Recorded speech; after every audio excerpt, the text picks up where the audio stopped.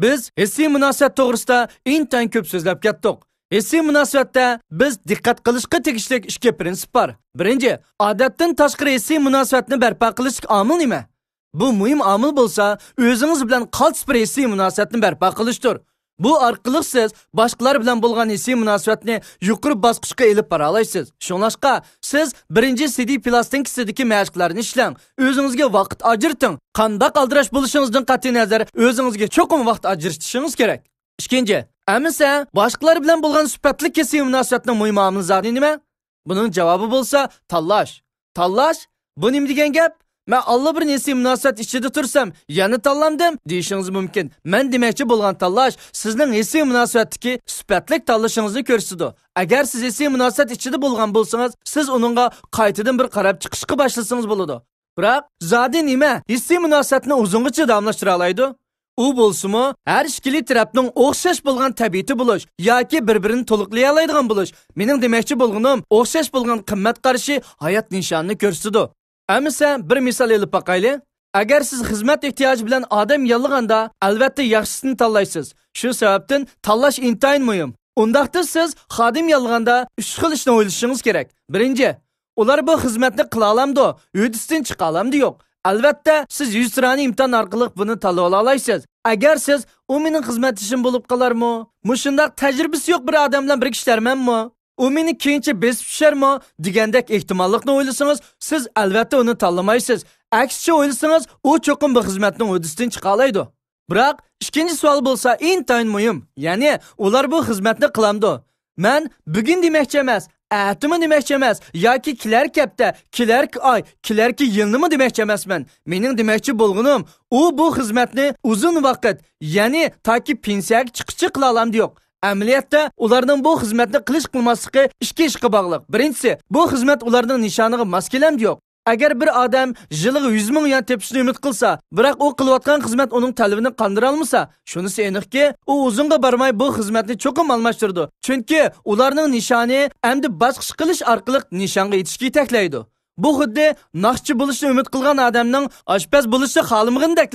Balkim ular bu xizmatni mangu qilishi mumkin, biroq ular hargiz yuqori sifat, yuqori energiya bilan qilmaydi. Balkim jon beqish uchun amal yo'q qilishi mumkin. Bu xuddi ba'zi kishilarning 20 yil, 30 yil, 40 yil, hattoki 50 yil bir hissiy munosabatda turibmi, yaqinlik munosabatining yo'q bo'lganiga o'xshash. Balkim bu xil hissiy munosabat do'st munosabati, er-xotinlik munosabati, muhabbat munosabati bo'lishi mumkin. Qisqasi, ularda qizg'inlik yo'q, chunki ular tegi taktida elib aytganda bu xil hissiy munosabatni zodili xolamaydi. Shunlashqa, bir xizmat biraylarning nishoniga mos kelsa, u cho'qim uni qiladi. Hissiy munosabatmi, munosabat maqsadiga mos kelsa, uyg'un kelsa, bu xil munosabat taraqqiy qila oladi. Ikkinchisi bo'lsa, bu xizmat ularning tabiatini kuchaytira oladi yo'q. Ularning xarakterini kuchaytira oladi yo'q. Esingizga selib qo'yay, bu misollarni hissiy munosabatga bog'lab tushunishingizni umid qilaman. Agar boshqarishni yaxshi biladigan, ham yaxshi ko'radigan ma'lum bir odamni majburiy buxgalter qilib qo'ysangiz, u omini o'z tabiatini kuchaytira oladigan shu odamlar bilan birga bo'ladi.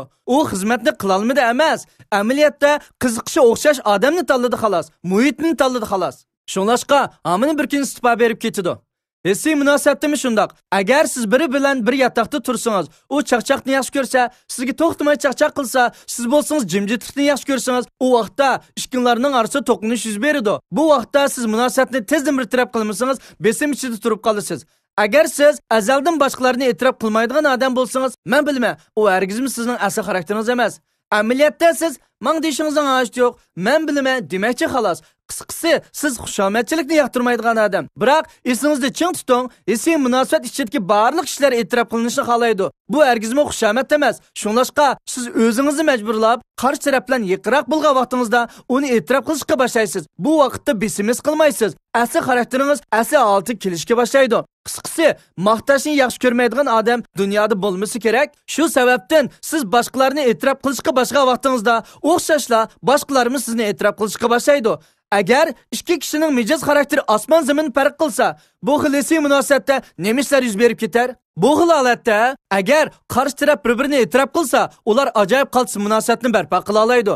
Biroq bunday kishilar asosiy jihatdan bir-birini e'tirof qilishni xohlamaydi. Shuning bilan ular "Siz men bir uchratgan odamga o'xshamayapsiz.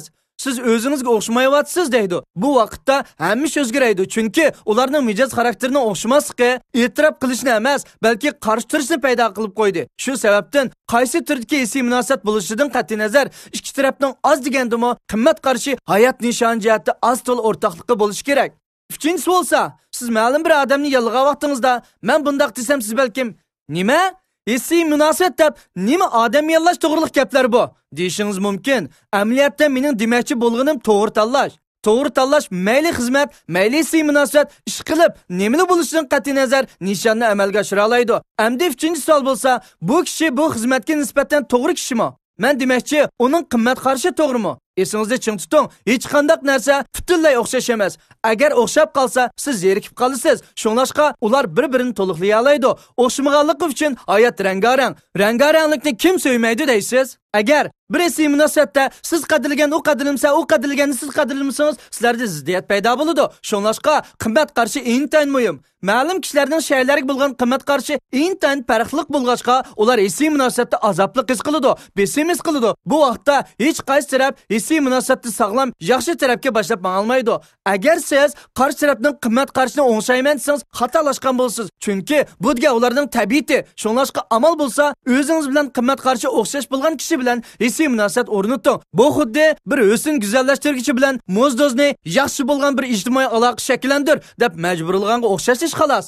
Jinsiy farq nuqtasini olib aytganda bizning qaysarlik va muloyimlikdan iborat ikki tarafimiz bor. Ba'zi ayollar erkaklarda qaysar bo'lishi mumkin, ba'zi ayollar intayin muloyim bo'lishi mumkin, ba'zi erlar ayollashgan bo'lishi mumkin, yana ba'zi erlar qaltis qaysar. Lekin hisiy munosabat ishida biz har ikki xil omilning turkisida bu xil munosabatni yaxshi davomlashtiramiz. Bu xuddi yer sharining janub va shimoliy qutubi bo'lganiga o'xshash. Shunlashqa yer sharida issiq sovuq tanlash ma'nolaydi. Men demoqchi, hisiy munosabatda nurg'ulgan o'xshamaydigan taraflar bo'lishi mumkin. Biroq ikki tarafning qimmat qarashi bir yerga kelsa, cho'qimli yaxshi bo'lgan bir munosabatni shakllantirdi.